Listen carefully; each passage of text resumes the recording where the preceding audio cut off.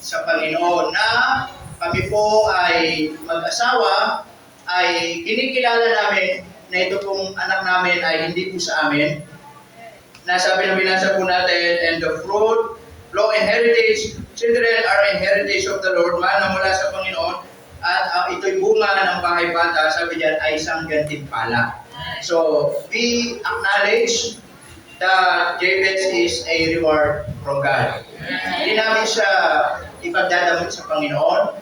Siya po ay kinikilala namin mag-asawa na siya po ay regalo ng Diyos sa amin.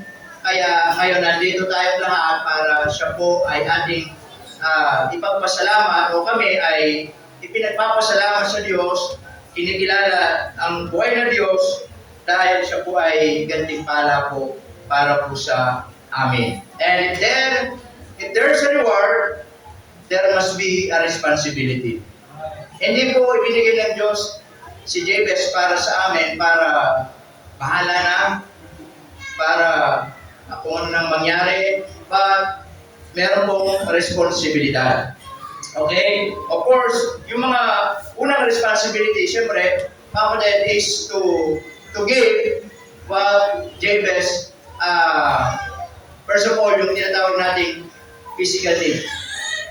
Tama? And those physical need, those are the basic needs. Ano po yun? Kailangan kami mag-asawa ay handa kami na ibigay sa kanya, una, yung pananamit niya. Tama po ba? Yung kanyang papakainin namin, about physically, dadamitan namin, at si-shelter namin, bibigyan namin ng bahay ng 5-story building. Okay ba yun? Tapos ay bibigyan namin siya ng, pag binigay sa akin yung Innova, iiwan ko sa kanya. Yun. Okay? Hindi po. Those the physical need. Okay? Basic. Pagkain, damit, tirahan. Kailangan bilang magulang, handa tayong ibigay po yan sa kanya. Tama po ba? Ito lagi ko paalala, kaya kayo pag nag-asawa, kailangan alagaan nyo yan. Tama po ba mga kapatid? Naunawaan nyo po ba? Kapakainin yan, bibigyan nyo ng ano yan, bibigyan nyo yung pagkain o bahay, matitira, hindi pwedeng ano. And then, yung kanyang mental need, ano po yun? Pagpapaaralin po natin. Kami ay pagpapaaralin namin hanggat kaya kong kaya ko siyang pag-aralin sa letran o naman gagawin ko. Ito ba yun? Kailangan pag sa letran, kailangan may service siyang ba? Hindi naman pwede sa letran tapos nakabuti, nakatricycle. Hindi pa. Kailangan yung kanyang mental ay educational, educate din po namin. Amen mga kapatid? Hindi lang po yun, mga kapatid, not only mentally, but most of all, yung kanyang spiritual need, siyempre, one of our great and main responsibility about all the needs na kailangan niya, yung spiritual need. Ano yun? Sa tamang edad, pag siya'y alam na niya yung masama mabuti, kailangan bilang magulang, kahit sa atin lahat, yun ang unang ibibigay natin. Ano yun? Yung ipakilala natin na siya'y makasalanan, hindi niya kaya iligtas sa kanyang sarili, kailangan kilalanin niya si Jesus sa puso niya bilang Panginoon sa sariling tagapagligtas.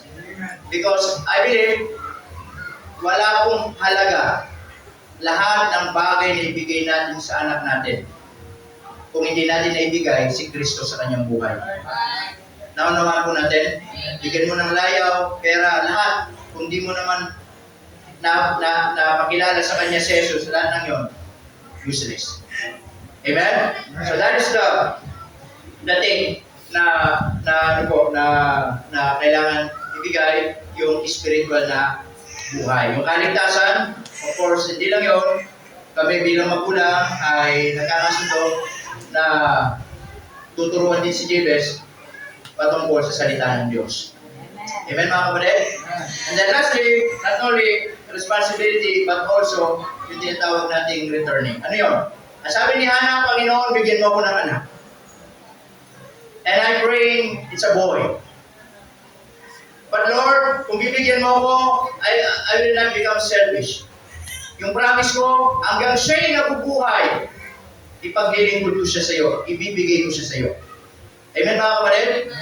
And the Lord answered Hannah's prayer and gave Hannah a son named Samuel, means because he asked in the Lord. Kaya po, ang pangalan po ni Jabez ay El. Alam niyo po yung El? Ibig sabihin po ng El, although one of the name of God, pero hindi po yung reason bakit El ang pangalan. El means the word Samuel. Yung huli po niya, E-L. Ito lang namin kinuha. Then Jabez is in the Bible, di ba? Yung nag-pray siya ng, sabi niya, Lord, sabi ni Jabez sa kanyang prayer, sabi niya, enlarge my cause, o diba? Yun si Jabez. Pero yung L means galing po sa salitang Samuel, ibig sabihin ay hiningi sa Panginoon. Tama? And then, kaya pinutol ko lang na EL para magpare-pares pa rin sila ng pangalan na letter A at J pa din. Okay? E-J lahat. Alright? Then, yun po, yung returning na kami ay nangangako and acknowledge, of course, not only na that Jabez is a reward from God, then yung responsibility gagawin namin, then kami nangangako na habang siya'y nabubuhay ay hindi namin ipagdadamot sa Diyos, ibibigay namin sa Panginoon, paglilingkod sa Panginoon. Amen? And now, tayo pinadako sa ating pong mga sponsor. Okay, nasa po ba lahat ng mga ninong at ninang dito? Pwede po bang tumayo? Pwede po bang tumayo? Tayo lang muna. Mamaya na papunta dito, masigit tayo. Tayo. Yeah. Mga ninong at ninang, mga young people. Yeah. Amen. Again, lahat ng mga nakupo, doesn't mean hindi kayo ninong-ninang. Automatic na yun. Alright? Okay. Ngayon, kayo po ay kinuha namin mga ninong at ninang or can say a godmother, right? A godmother or a godfather. Matamang ninong, godfather, godmother, English. Okay? Okay, kinuha namin kayo mga kapatid because kami po ay may tiwala sa inyo na kayo ay una magiging makakatuwang namin sa pagpapalaki kay Jabez. Katulad ng mga nabanggit kanina na kayo ay tutulungan nyo rin si Jabez at gagabayan habang siya po ay lumalaki. Okay? Habang siya ay lumalaki, hindi namin kayo kinuha dahil marami kayong pera. Hindi po, wala na kayong pera. Nung gusto na kagabi, sa inyo magtira kayo. Kinuha namin kayo, not only because sa mga professional, hindi po yun. Because we believe na kayo ay makakatulong kay Jabez na darating araw si Jabez ay lalaki, minsan maging matigasin ng ulo, na nandyan kayo para ulit magpaalala sa kanya, nandyan kayo para gumabay din sa kanya, and also spirituality, nandyan din kayo para tulungan nyo rin siya na lumaki at patungkol sa salita ng Panginoon. Tama po ba? At syempre, darating din ang araw, si Jabez, kung siya po'y lalaki at darating ang araw, hihingi ng payo, ay dapat nandiyan din kayo para po sa kanya. Tama po ba? At dapat pag Pasko, walang ninong at ninang na nagtatago. Kayo, di ko kayo nakita yung pagmumukha ninyo sa Pasko, Okay? Di kayo para magtago, Nandito yung mga pangalan ninyo. Di po, siyempre given na yun, kung ano yung kakayanan natin para maging pagpapala sa kanya ay gagawin natin at pagpapalain tayo ng Diyos. Amen po ba mga kapatid?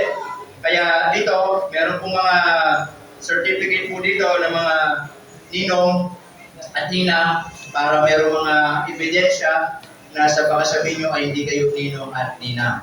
Okay? Actually, meron na pong nauna dito. Si Anastasia bago siya umalis. Ninang siya ni Jabez. Ninang siya yung una dito. Alright? Kaya siya yung pinaka-nauna. Okay? Ngayon ay, ang tanong ko po sa inyo ay, mga ninong at ninang, kayo po ba'y handa na gampanan ng pagiging ninong at ninang para po kay Jabez? Just raise up your hand. Sige po, tas lang po kamay. Para malinaw lang po tayo. Okay? Ayaw po pong napipilitan. Okay, salamat po sa Panginoon. Okay, pwede pong ibaba. Alright? Ngayon po, tayo po inililingin ko yung mga ninong at ninang dito po sa unahan. Dito punta na po kayo dito para mag-pray po tayo para po kayo day blessing po. Dito po, punta na po kayo dito. Yan.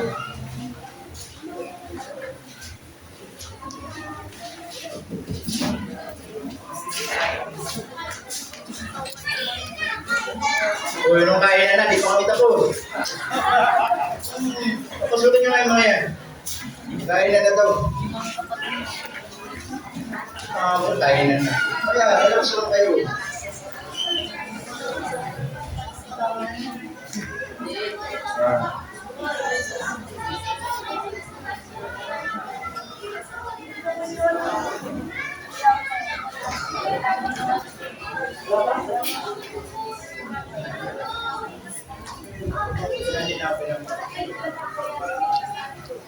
May mga ninong-ninong po to on the way pa. Hindi na sila maantay. Taga-Villa di Calamba din yung mga yun. Kaya late din. Kaya parating na din po sila. Yung kapatid ni Sister Nancy at mga pamangkin. Okay? Yan, tandaan mo JBS yung mga pagmumukha nila. Iwan-walay po sila. Ang wala dito si Mimi, wala lang si May service sila. Si May. Then sa labas,